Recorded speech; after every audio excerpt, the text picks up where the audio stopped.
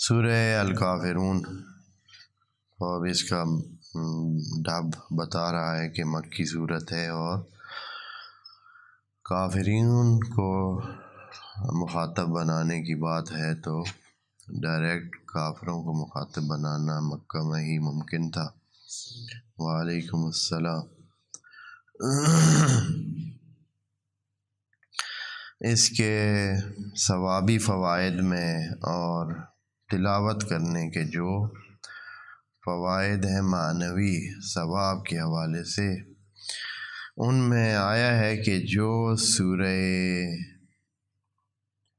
الکافرون کو پڑھے تو 1/4 قرآن پڑھنے کے برابر اس کو ثواب ملے گا۔ یہ خدا کے اپنے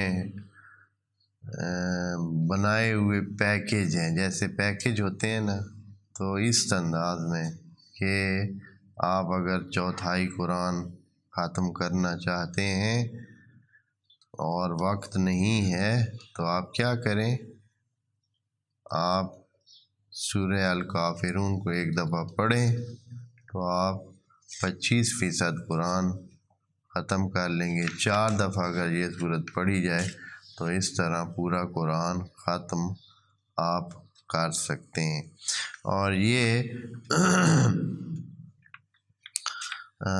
اس صورت میں زیادہ مفید ہے جب آپ کے ذمے کچھ اس قسم کا بھاری قسم کا قرآن پڑھنے کا عمل ہو، کسی بھی وجہ سے آپ نے نذر کی ہے، میں مثلاً 100 قرآن ختم کروں گا اگر میری یہ بات پوری ہو جائے، اور آپ کی وہ بات پوری ہو جاتی ہے۔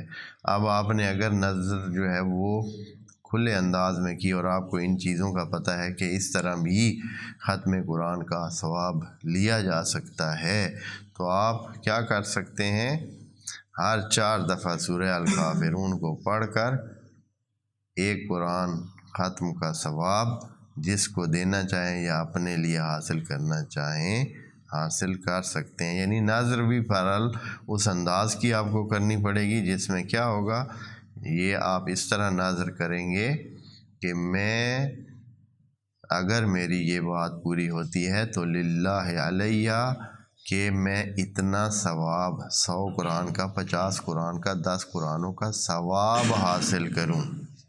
ٹھیک ہے، کیا کروں، ثواب حاصل کروں۔ جب اس طرح کی نذر آپ کریں گے تو پھر آپ اس قسم کے عمل سے ختم قرآن کا ثواب حاصل کر سکتے ہیں۔